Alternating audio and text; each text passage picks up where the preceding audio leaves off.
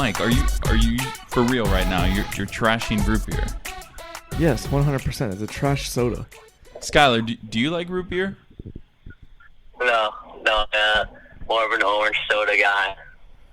I know you're gonna say like that's not near it, but I think of like orange soda, cream soda, and then like root beer. Those three are like they stand on their own from like traditional Cokes and such. You know, actually, it's funny you say that because it makes me think of going to BJ's when Katie used to work there because they have their craft sodas, and they had I don't know if they had orange. I know they had black cherry, but that's the one I think of: black cherry, cream soda, and root beer. But I don't know how I do you like guys... some Cheerwine.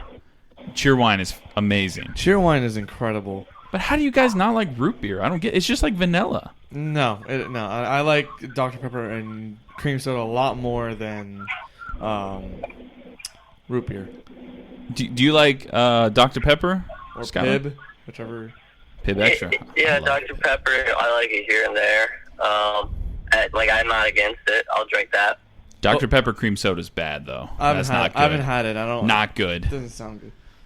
But you would mix Dr. Pepper and root beer. Yeah, for Or a cherry Pib, vanilla. Yeah, for a cherry vanilla. I don't know. I'm not a fan of root beer whatsoever. We literally, as a family, had a root beer drinking game that we played at Christmas last year. So I don't know. I guess it's just in my blood. I think if you cut me open, I might actually like bleed out root beer. Maybe. Was it root beer pong? No, it was just my dad bought a whole bunch of different root beer varieties, and we just tried them all and rated them. Basically, it was a lot of fun. If you ever go to Fresh Market, they have a lot of different kinds of root beer that are definitely worth checking out. But anyway, welcome back to another episode of Dimes on Duval. Mike and Skylar are here but not here. Mike is actually here next to me. Skylar is remote in the Coastal Indoor Golf remote studios. Mike, you're here with me in the Coastal Indoor Golf apartment studio? I don't even know. But this isn't a studio apartment. I'm in my car, so I mean. Oh, you're in the mobile. You're in the mobile studio. Yeah, dang. the mobile studio. But it's great to have you guys back here for another episode of Dimes on Duval. Thank you guys for tuning in. We've got a jam-packed episode. That root beer was kind of just a little riff from dinner I was just thinking about. But, guys, we got a lot to talk about. We've got Urban Meyer. We've got Urban Meyer. We have Gators and Knowles. And we have Urban Meyer. I think we should get into it immediately. Mike, you specifically have been very active on Twitter today. And you've been very vocal about this Urban Meyer situation, which I feel like I agreed with basically everything you were saying. But go ahead, sound off for a minute. Give us your Urban Meyer. How would I say this? Just your take on the Urban situation. I mean, as if we haven't seen it the last decade and a half. He's just a piece of shit human being. Simple as that. I don't believe that. I mean, he may have been completely intoxicated that night. I don't give a shit. He should not be there in the first place. What pisses me off about Urban Meyer is that this isn't even the straw that broke the camel's back. It's been a buildup of things ever since he got first hired in Jacksonville. He got hired in January. In February, he hired a coach who was accused of yelling racial slurs and also just being a bully to his players, and Chris Doyle. And then 2 weeks later, or whatever, a week later, maybe not even, Doyle resigned. Oh yeah, it was like the next day. Next day, exactly. And then in April, draft day, there was a rumor that the Jaguars were going to sign Tim Tebow, a person who has not played the sport in 8 years, and on top of that, to bring him in a different position. Why? He hasn't played since he was a kid, I think. I don't know. Either way, yeah. Why he did that? Probably as a favor to his old quarterback in college. Fine, whatever. The NFL it's a business of who you know and how you know them. In life, and actually just in life as well. But whatever. In May, he signed Tebow. Cool. And then in July and August, he decided to have a quarterback competition between the number one overall pick, Trevor Lawrence, And our quarterback the last 2 years, Gardner Minshew. I'm sorry, but when you draft a quarterback number 1 overall, he needs the reps with the starting team. There is no quarterback battle between the number 1 overall pick and a 6th-round pick from 2 years before. It doesn't make sense. Trevor Lawrence needed those snaps, and it showed in the preseason. Oh, I'm sorry, not in the preseason. In the regular season debut, that he looked out of whack. Just something was going on. The offense looked like garbage, and we got blown out by the Texans, who are now looking like one of the worst teams in football. And now, in October, we have this Urban Meyer situation from Ohio this past weekend. He did not fly back with the team, which is the first time I've ever seen that. Yeah, a lot of ex-players have said that they've never seen that before, unless there's like a sickness or some other like extreme situation. Like Andy Reid last week. They were on the road. I think they're at Yeah. home against the Chargers. I can't remember. But I But mean, he had the dehydration. he had thing, right? dehydration. Yeah. Now, granted, they were at home, but still. I don't know if they were at home or on the road. But either way, he left the team. He left the stadium to go to the hospital. That's different. Health issues is fine. Urban went to go chill with his family, but then video came out. He was at the bar getting grinded on by a chick. Like, this is not a good look. And these players are just laughing it off, I'm sure. They've lost all respect for Urban Meyer. I don't think they had respect to begin with, but No, Mike Silver came out and actually tweeted saying that one player told him that he has zero credibility in that stadium. He had very little to begin with. So he was already with a very low bar set. The bar just got obliterated. He canceled the team meeting on Monday, which players thought he was too scared to do it. He apologized to position groups individually instead of just coming to the team and saying, hey, man, I messed up this weekend. I take full responsibility. And players were literally laughing at him when he left. And it's just like, you don't want to see a head coach. I don't care. You know what? What he does on his personal time is his personal time. But if it affects your job, you should have repercussions. And what pisses me off the most before we get to Skyler is the fact that we are 0-4. And you're doing this. Like, I get people have lives and whatnot. Okay, cool. But don't be a distraction. He literally stated at the beginning of the year he did not want to be a distraction. And now he's becoming one of the biggest distractions I've ever seen in Jacksonville. And probably in the NFL, other than the Colin Kaepernick, the Ray Rice. Those are different issues, bigger issues. But this is turning into a massive issue for Jacksonville. Just a meltdown. And it just makes the city look even more pathetic. And Shad Khan, I am getting over Shad Khan and his BS statements. The fact that we have to do another statement, again, is ridiculous. And it's only been a few months since we had statements come out from Urban or from Balky or from now Shad Khan about this whole situation. I'm just over it and hope to God we lose to Tennessee on Sunday, or maybe we can fire Urban Meyer. I don't know. But well, that's where I turn to you, Skyler. So Shad Khan comes out in his statement and says basically Urban's going to have to regain the trust of the team and the organization in order to be, welcomed back. Do you find that as like realistic, or do you see it more as kind of just like a makeshift, we're going to say this, but if they keep losing, he's out the door? Yeah, I think in this case, Shad is just kind of doing cover-up. There's remain with the team and have everything be normal. I mean, it would, after, like, Trevor Lawrence is a rookie, so it's not like we're going to go anywhere. We're not going to go to the playoffs, especially with how this season has started. And we've seen how Lambeau's personal issues have translated to the football field. There's no doubt that Right. what Urban is going to be going through at home is going to proceed and take priority over Jacksonville Jaguars football. And so he's just going to be a distraction throughout the year. I think, Do you think he lasts to the end of the year? Maybe the bye week he's gone. Okay. We keep him during the London trip, but yeah, during the bye week we introduced Charlie Strong. I could see that as a possibility because it's just too much drama each and every week, and there's no results. Like, I mean, unless if he beats Tennessee and we beat Miami and London, we're back to first place in the division at that point, and then it's kind of maybe you don't fire him at the bye week. But if we don't beat Tennessee, we don't beat Miami, obviously this is a result-based business, and with how he's performed, and then also how he's displayed his character off the field has obviously been hypocritical and contradicting to everything he's tried to say as a head coach here, and so you don't know what to believe him. Yeah, and that's believe from him.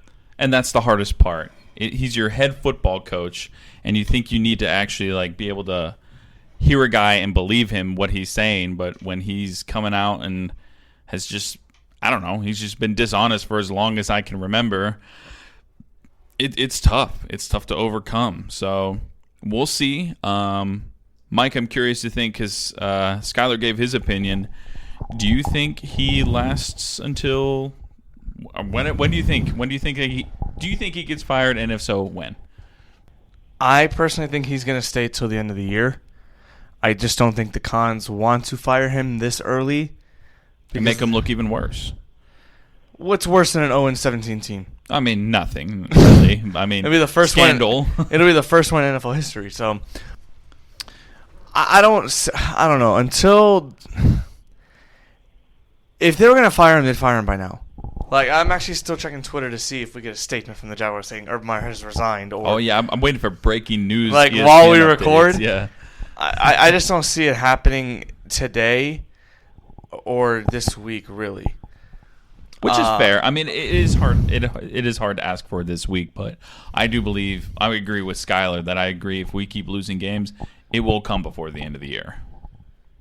It's crazy how we thought about all these one and dones, or like, oh, he'll last 2 years, he'll last 3 years. This might not even last a whole year now. I mean, he would be the second coach, so it would be like Bobby Petrino back in 2006, 7. Bobby. 7 was Matt Ryan, so I think it was 2006. I'm not sure. Either way. But what's concerning to me is the fact that at least I was one of those people that was very skeptical at the beginning. I thought Urban Meyer would be a massive success or a massive failure. I was never leaning one side or another. Mm-hmm. But now I don't know how Urban's going to rebuild this trust with the team, trust with Shad Khan, even though Shad is believes every word that Urban said. Urban's a pathological liar. We've seen this in his past. Yeah, no, he's a piece of crap. We know. Like from Florida to Ohio State to now Jacksonville. He's literally a lying piece of crap. So I don't understand what Shad says that he wants. Urban needs to regain the trust of the team and the ownership, but yet he is confident, or whatever he said, the exact statement was that he believes Urban Meyer about what happened this weekend. He believes that he is remorseful is what he said. That's what it was, yeah. It's just, it's inexcusable, and I'm actually getting tired of how Shad Khan has been this patient. He fired Mike Mularkey 1 year in. He then fired Gus Bradley. He kept him on way too long. Who flew back on the plane. Oh, after he got fired. Ironically. Teehee. And then he kept Marone a little too long. And now he's keeping Meyer. The Meyer thing has just been a disaster from day one. Yeah, it's an interesting story that obviously we are going to keep up with for as long as the season goes. But we can sit here and dwell on this all night, but we do have other topics to get into. We'll talk a little bit more Jags later on, but I wanted to get into this past weekend's college football slate. So, Skylar, the Florida Gators lose to Kentucky. And I'm going to preface this with, I got called out by someone, if they're listening. They don't know that they called me out. Someone else told me that they called me out, that I don't watch the Gator games, so I'm not informed on it. So I made it put it on my agenda to make sure I watched this game, and I watched the entire game. And man, oh man, Emory Jones did not look that great at all. Like, the team in general. Skylar, I'm going to phrase it this way. The game, we all know what happened. They lose the game. It's a tough loss, but if you look at the Gators overall, their last 6 games versus Power 5 teams, LSU, loss. Alabama, loss. Oklahoma, loss. Bama, loss. Tennessee, win. Kentucky, loss.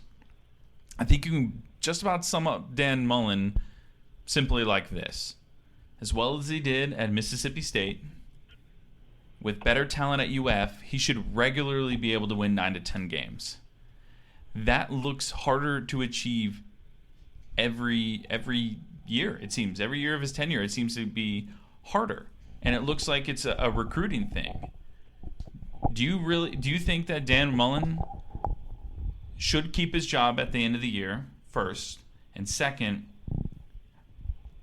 is it just recruiting, or is it something else that I'm missing? I think he'll make it through the year, but like afterwards, it depends on how the season goes about. I think the way the season needs to play out now is you put Anthony Richardson on the field a lot more. But to your point where you ask about recruiting, I think that might be the problem with Dan Mullen is he practices loyalty, and in this day and age, there's a lot of people that want to get on the field right away, and they're pretty talented. You can see how Anthony Richardson, he's got an amazing set of skills, and fans are clamoring for him to play more and more, and people are just tired of seeing Emory play.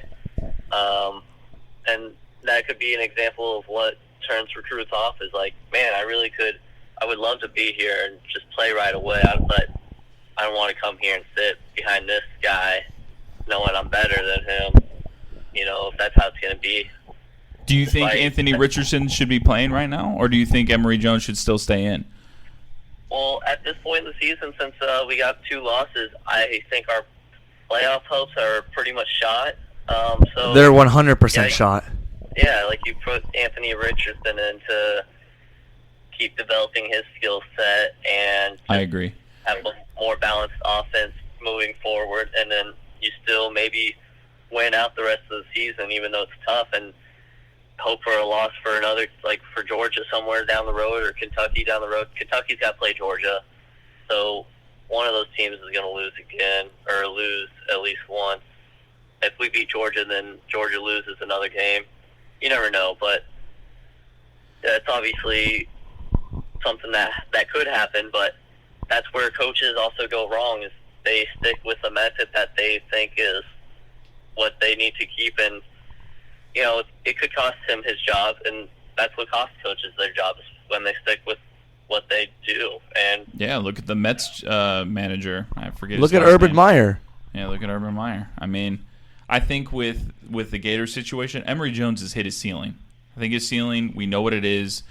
He can't throw the ball down the field. I'm sorry, he just can't. I mean, there was several times where he threw the ball where the ball was skipping before it even got to the receiver. And that's just something you can't do. It's almost like when Felipe Franks was here and Yes. Kyle Trask was there. It's like, we didn't quite know what Kyle Trask had, but he obviously was a great quarterback, a great college quarterback that maybe didn't get as much credit as he deserved. Definitely not. He definitely deserved a lot more credit than he got. He was good. Yeah, so like for him to be sitting behind Felipe when we knew what Felipe had the whole time is just another example of how Mullen almost botched it. And obviously you don't ever root for injuries, but that was the only way Trask got in was, unfortunately, Felipe got hurt on a play in Kentucky. So yeah, I mean, hey, look at Drew Bledsoe and Tom Brady, That's a great example of injury leading the way for something better. But I think Anthony Richardson is the quarterback of the future, but Florida's got to clean up a lot of things. I mean, people were saying before the week, you can't replicate the swamp, and then Florida goes out there and has 9 false starts. If you're Emory Jones and you have 9 false starts on your offense, where's the leadership? You got to go to the sideline after, the third one and be like, "Hey guys," because as the quarterback, you're the guy calling the plays. You're the one doing the hard count. You're doing all those things. And if you guys can't if the offensive line or the receivers or whoever's false starting can't figure it out, you got to be that guy to go up to him and be like, "Hey man, how can I fix this?" But he wasn't doing that. He'd just go to the sidelines and stand there and hold his helmet. And to me, I don't know. We've got nothing going on in Florida, in Tallahassee that's screaming leadership. But as just a non-biased fan there, I feel like to be a leader, you got to be able to hold accountability for your entire team. And if that's taking fault, it's taking fault. If it's calling out mistakes, it's calling out mistakes. And I don't think Emory has those tools. And I think Anthony Richardson should be starting next week. Who do they have? Vanderbilt, right? Yeah, and they got the vintage uniforms coming out. Yeah, I did see that. That's going to be cool. I do like those a lot. Not going to lie. Yeah. They got usually they got the vintage white helmets, but these are going to be some vintage orange helmets. So, I actually didn't see those. I'm gonna have to. First for my eyes too. I'm gonna have to peek those. Anyway, I know you won't be really looking forward to those uniforms, Mike, but some uniforms that saw victory for the first time in a very long time. The Garnet on Garnet for Florida State. Correct me if I'm wrong, but the last win was against Maryland back in, I don't even know when. No. Last time we won a game on Garnet on Garnet? Oh, Garnet on Garnet. They're talking about just a game in general. No. Yeah, the last game we ever won was Maryland when they were still in the ACC. We're not that bad. I thought you were saying just like from last year, but I don't know. No. We're not that bad, but yeah, man. Florida State finally gets a dub. I don't know. I don't remember. Which one did we predict we get the win first? Florida State. I think it was Jags. Because I remember I said the Florida State one, if they're gonna win, it would be against Syracuse. Jacksonville should have beat the Bengals. So I think we said Florida State. I don't know. I really don't remember. We got the win. Win's a win. Get the win. So I didn't really go into too much of the Gator game, even though whatever. I don't really care. You and I aren't the Gator podcast. We're just gonna stick with the Noles. We beat Syracuse, 3 points, game-winning field goal, holding call that probably should have been called right before it. But hey, don't care. Know what? Count our blessings. We've had some bad luck go against us, so now it's time for some good luck again for us. Amen. Preach it, my brother. Preach it. So I don't even know. Like from here, obviously that wasn't a commanding win. Obviously Syracuse isn't like a team to be like, oh my gosh, we beat them. But Florida State has a win under their belt. That takes a little bit pressure off of literally everybody. But the biggest one for me, I think, is Jordan Travis. Jordan Travis had a better game. I won't say amazing game because he didn't have an amazing game, but he had a good game, and I think it's settled. Jordan Travis is the best quarterback for this system for this offense. For this year, yes. Yeah, for this year, obviously, yeah. No, Jordan Travis is the best quarterback we have right now. Mackenzie Milton cannot throw the deep ball due to physical limitations, which is completely understandable. Neither can Jordan Travis, but Jordan Travis, when he is about to get sacked, he can elude it a little better than the guy with one leg, basically. I mean, no offense to Mackenzie Milton. Whenever he's about to get pressured, he can escape. He can make a play happen downfield, whether via his legs or even just a little dump-off pass. So I'm not sure why we were still using Milton. Granted, Mackenzie did throw a dime in the end zone to cost me my first half first half under. Who threw it? Mackenzie to end the second quarter. I'm sorry. Against Syracuse? Was it Syracuse? No, he didn't. He had a dime of a throw. Mackenzie. Why am I thinking? I'm looking at the stats right now. I don't know why. He wasn't even in the game. I'm mixing up my games. I apologize because I got completely caught off guard by a notification about the NFL. But well, with Jordan Travis, the screen pass interception was terrible. Not gonna lie. When did that happen? Because I don't remember. I got you right here. Here, was it the third quarter? Bad radio. Come here and look. I don't remember the third quarter. If it was in the third quarter, I don't remember. But it was in the fourth quarter. I actually did not see this because I was at a wedding. The dude jumped the ball beautifully. Yikes. It was a great play by the defense, but still one of those where you got to throw the ball either harder or higher or something. But yeah, I agree. Jordan Travis is going to be the guy for the rest of the year. He ran the ball really well. If he's healthy. If he's healthy, yes. Because otherwise, we are screwed against. Actually, really, no one's that strong this year, so I don't know. ACC's a dumpster fire. Yeah. So when Wake Forest is your best team, it's a rough year. Oh man, that just makes me sad. I mean, Wake Forest is usually decent or just sorry. I mean, we watched Miami lose to Virginia. That was wonderful. Field goal. Yeah, that was just The That's missed hilarious. field goal Missed serves field goal. Miami right. And then we Yeah. saw Florida pretty much blow it against Kentucky. Oh, I was just thinking ACC, but yeah, go I'm off. just going. It was Go a great off. weekend for Knoll fans. Oh, and, yeah. And then Jimbo Fisher lost. Texas A&M, they're out of top 25. To Mississippi State? Mississippi State, yep. Yeah, because that was Mike Leach. Yes. Had a great little look after the game. Dude, it's just the funniest face to me. But Clemson squeaks out a win against Boston College. Wake Forest beats Louisville. NC State beats Louisiana Tech. They were ranked. And then the non-ranks, Pitt beat God Tech and North Carolina, who we play next week. God Tech, Georgia Tech. I've never heard anyone say God Tech in my life. GA, Georgia Tech, yeah. You've never heard God Tech? Well, okay. Never heard God Tech. If you've heard God Tech before, or if you've never heard God Tech before, go ahead and at me. Oh, that's fine. Keith Manzi. I'll at you tomorrow morning. And then North Carolina, our next opponent, beat the brakes off at Duke. So do we have a chance against North Carolina, or should we be looking forward to like UMass or whatever? I think Florida State has a chance to beat North Carolina only if the pass rush can get to Sam Howell. Sam Howell's been sacked a lot this year. And granted, it's because he lost his weapons and he has to stay in pocket a little longer. The boss stay there. He makes some bad decisions.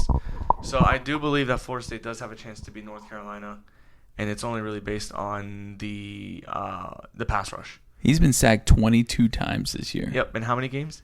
They played 5, I believe. 5. Yeah, they're 3-2. So think about it. That's about 4 to 5 sacks a game. 4 to 5 sacks allowed per game. Holy moly! So I think that is the only way Florida State does beat them. Now they do have the pass rush to do it. Jermaine Johnson is the guy to do it if we're going to get after Sam Howell. He leads the team with 5.5 sacks. No one else has more than 2, I believe. So Correct. we need Jermaine Johnson to step up. He is the most valuable player on the defense and arguably the most valuable player on the team, other than probably Jordan Travis right now, because obviously he's the better quarterback. But Jermaine Johnson needs to get after Sam Howell, and that is why I do think that is their best chance to win. Actually, their only chance to win, because we're not going to outscore North Carolina with Sam Howell. I agree. And speaking of that, I know we're not doing keys of the game for Florida State, but I'm going to do one anyway. I think the receivers have to wake up. I mean, they stink. Andrew Parchment is the leading receiver on the team in receptions, and he only has 10 on the season. I'm not surprised from a Kansas transfer. Touche, my friend. But Not Kansas basketball, Kansas football. yeah, let's get into some segments, my friend, shall we? We are going to get into let's do game ball of the week first. That's a fun one. So, Skyler. Yeah, for game ball this week, I'm gonna have to go with James Robinson. You know, I think he's my favorite Jaguar player right now, and I love running backs that can run through people and get 2 touchdowns. And that one play where he stretched over the goal line, those are some of my favorite touchdowns, where the players absolutely as long as they could possibly be and just get over it. And I hate it that we had to use the challenge to overturn that touchdown, but yeah, I'm a big fan of James Robinson, and with piggyback on the game ball, I think he's going to be someone that we need to rely on a lot this season. Heck yeah. He should have honestly had 3 touchdowns if they didn't fuck up that 4th and goal before halftime. Oh, yeah. True That was bad, yeah. It should have been a quarterback sneak or a handoff to him. I mean, those are only 2 plays you run in that No, situation. there's a third one, Skyler. I don't know if you agree with me. Fullback dive, baby. Okay, well, we don't have a fullback, so I'm not going to. Fair enough. If we had Greg Tommy Jones, yes. Bohannon, where are you at? No, Chris Fuamatu Mafala. Oh man, what a pull! That's a great one. That's a random name of the week for Sports Bar Pod. But no, my favorite play is the one the Packers run a lot. Is where you fake the handoff, you stack everything tight. You fake the handoff, you roll right. You've got one guy flaring at the goal line, the other guy flaring in the back of the end zone, and you either throw it to one of them or you tuck it and run. I think Trevor's got the wheels to do that. Yeah, I like that play too. That works as well, but I think that's something you run from like the 1.5 yards as opposed to 6 inches away. Fair? Yeah, that's fair. That's fair. All right, good game ball of the week, brother. Okay, how about you, Mike? Who you got for game ball of the week? So my game ball of the week isn't really more of a performance. He wasn't that great. he did have about 100 yards passing and 100 yards running. So I'm going to give my game ball of the week to Jordan Travis. We just talked about him. I honestly am only giving it to him because he did play a huge part in Florida State's win, especially the run on the sidelines to set up the game-winning field goal. I did catch that part. Huge IQ Yes, play. he stayed in bounds. He saw DB. He still stayed in bounds. Great play. I saw that part while I was at a wedding. I was stressed out. I was on my phone, and all my friends that are around me were Gator fans, so they were laughing because I was stressed out, but I had the last laugh in the end. But I was going to say, yeah, you definitely had the last laugh. But Jordan Travis definitely gets the game ball for me. He helped Florida State get their first win of the season, and a huge weight lifted off Florida State fans' shoulders and Mike Norvell's shoulders because I did not want to have our first 0-5 start since I believe we started playing football. Yeah, like in the 70s. Yeah. No, before that. I think it was way before that. I thought they were talking about the first 0-5 was since the 70s. I know 0-4 was in the 70s. It was 74, 2 years before Bowden started. Crazy to think how much of a dynasty we've had, you know? May not have been completely dominant, but just winning seasons. There will never be a dynasty like the Bowden dynasty, ever. Never, ever. Alabama can't even get to 15 straight years in the top 5. So they had 7 they fell out of the top 10? So it's impossible. It'll never happen again. Well, I'll go with my game ball of the week. I'm going back to the Packers again. This one's just because he's a rookie. I'm going to go with Eric Stokes out of Georgia. He's one of our cornerbacks. Probably the only cornerback on the team that doesn't stink. Jair Alexander's pretty good. He's not very good. Really? Watch the games. He's not very good. He loses the ball. He gets caught tracking the receiver instead of the ball. He just gets screwed. Mike just turned off the light, and now he turned it back on. Wow. Nice. Complete accident. No, yeah. And Kevin King should Kevin not King's even be hot trash. on a roster. He's Kevin just King is terrible. worse than Savin Bryan for the Jaguars. So, and that's saying something. But, yeah, no, Eric Stokes had 8 tackles, a couple pass deflections, and the interception to seal the game. So, hats off to you, rookie. I hope you get Rookie of the Week. It hasn't come out yet, so I'm kind of waiting to see. But I mean, I know he did get scored on that one possession. Who are the Packers? Stokes? Yeah. Oh, we played the Steelers. Is that what you're about to ask? Maybe it was Deontay's touchdown. I remember he did get scored on once, but then again, Steelers have great receivers, so it's like, okay, one of them's got to give Yeah, up. and regardless, I mean, the dude has 6 pass deflections on the year. That's tied for second in the NFL. It's pretty good for a rookie. I'll give him that, and he's learning quick, unlike Well, a we need rookie that. the Jags have. Tyson Campbell. or one that we had. C.J. Henderson, who got beat by Amari Cooper and scored on. So. I actually did watch that. I think somebody retweeted it. It made me giggle a little bit. But Yeah, I actually have to admit I did think he got burned, but he did actually keep up with Amari Cooper. But either way, he got beat. So that's the point I've been arguing with CJ. He stinks. And that's that. All right, well, another segment that we're going to try and keep doing every week is Keys to the Game. Until we win a game, we're going to do our Keys to Victory. So the Jaguars have yet to win, so we're back at it again. So, Skylar, you first. What is one key for the Jaguars to beat the Tennessee Titans this week? I think we're going to go down to Ace Hardware and get a copy of Tennessee Titans key, and that's the run game. You just run the ball. They've been running Derrick Henry on us forever, and that's been their key. I think you do the same with James Robinson, and you just run him until he gets better, and that's the type of player he is. And that's it's a copy, but I think it's a copy that's going to unlock a win. But obviously, it's going to be tough against Tennessee. We have to be a lock on defense ourselves. So. I think it'll be a game pretty defensively, like we're in a bunch of running the ball. I'm not sure what Julio Jones and A.J. Brown's status is this week. I know they were out against New York, and that definitely benefits New York. Absolutely. Yeah, I think at least one of them will be out this next game. I'm not sure which, but I feel like one of them will still be out. So, yeah, I mean, that helps a little bit. So I know they're still going to rely on Henry pretty well, but they're going to have someone that they can throw the ball to. And but yeah, our key is just like their key. You run the ball, get going downhill, wear out the defense, and then hopefully late in the game you can put it away that way just because you wear everyone else out. Absolutely. We're gonna have to really give it our all in this game. Mike, how about you? So the Jets beat the Titans last week based on one thing, really, in my opinion, their pass rush. They got the Tannehill about 7 times. 7 times, I know they sacked him. They definitely hit him a lot more than that. I feel like that is the only way you're going to be able to beat Tennessee. 7 sacks and 14 QB hits. Oh, so double perfect. Now, the Titans last week did not have A.J. Brown and Julio Jones. That is still to be determined if they're going to have them this weekend against the Jaguars on Sunday. Titans ran Derrick Henry into the ground with 157 yards rushing, and they still didn't win. I think the best way to beat the Titans is to get after their offensive line and to provide a pass rush, which we have been anemic at since Saxonville. I believe we're one of the bottom 5 teams in the league in sacks.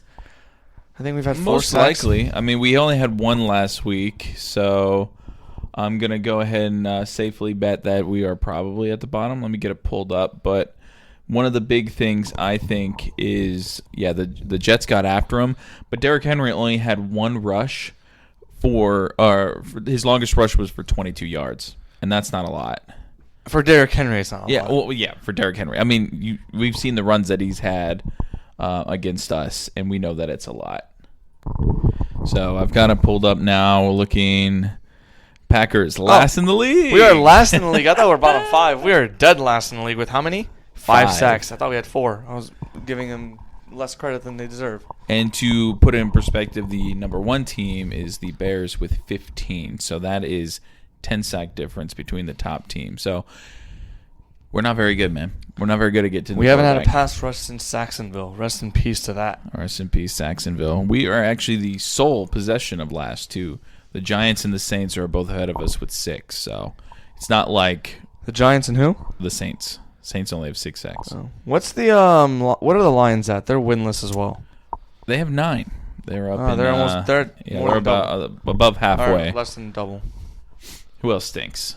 The Jets have 13. So They got half of them against the Titans. against the Titans. So maybe glass half full. The Titans game is the cure to our pass rush issues. Who knows? But I'm gonna bet on the other side. Hey, one can only hope. My key to the game is going to be a turnover of any sort. We just don't do it. I mean, good Lord. Did we really think that we'd be talking about Dewey, Wingard, however the hell you want to say it, as being like, he's honestly one of the best defenders on the team this year. He's played like it, but he also does some stupid. He does some stupid stuff, but he leads the team in tackles. He has our only interception. We need somebody to make a play. Who did he pick it off of? Was it? Was it Kyler? Ago. Yeah, it was Kyler. It was Kyler Yeah. Murray? Okay.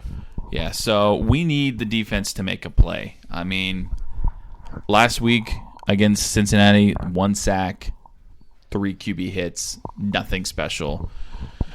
You look at the interceptions, 0. Good for Trevor for not throwing 1. Hey, you called that. I called it. You Yep, called that. I Very called it. nice. Skyler tried to call 2 strip sacks. We had 0, obviously. They had. No, they didn't. I was thinking they had 1, but they got called back. Yeah.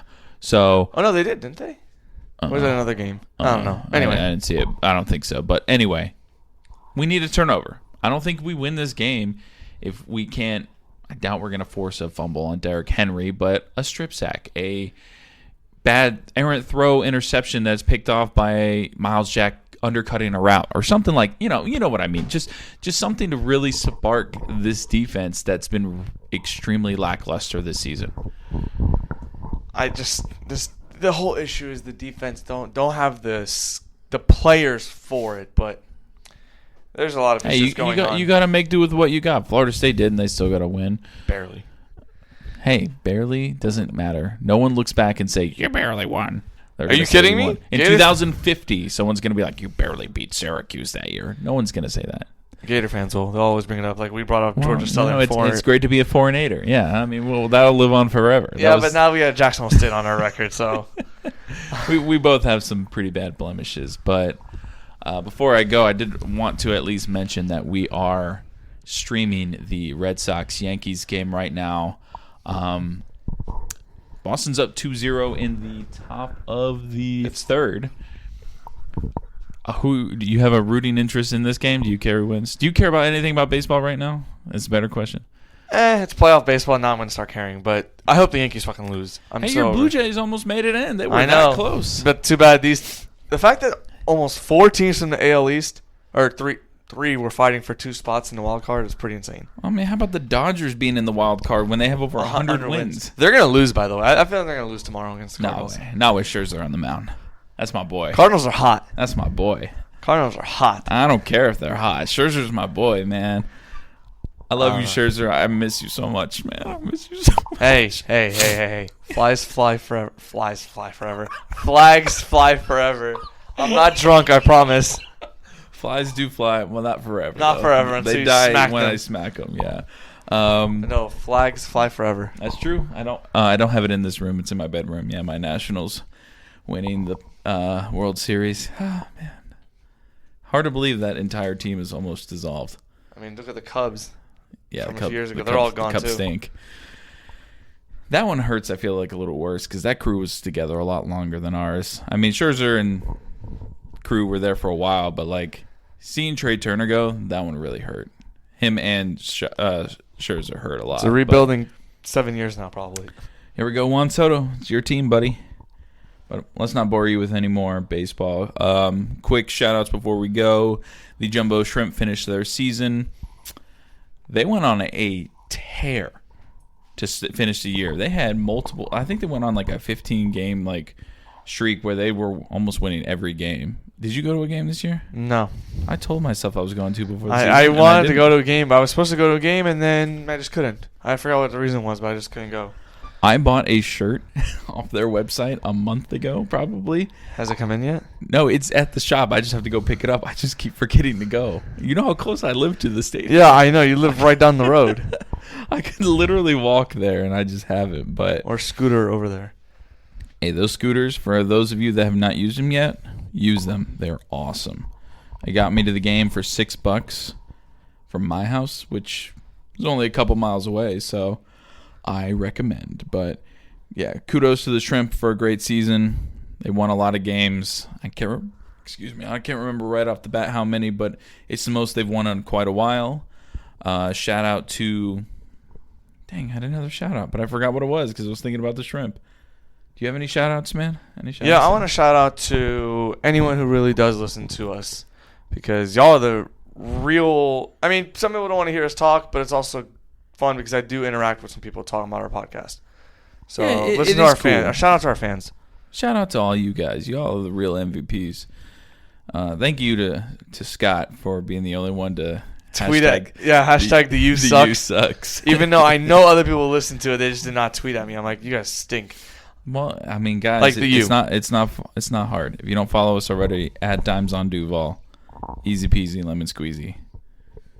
Facebook, Instagram, same thing. I do want to give another shout out. Hit me, Eric Ridgway. Oh yeah, he did tweet at us for International Podcast Day, or was it National Podcast Day? I don't know, but shout out to him same for words, tweeting different to us. meaning. Yeah. Thanks, E. We appreciate you, bro. Dang it, I can't remember what my last shout out was. Oh well, if I think of was it food related? No, but quickly before we go, Chick-fil-A sweet tea or Chick-fil-A lemonade? Sweet tea, easy.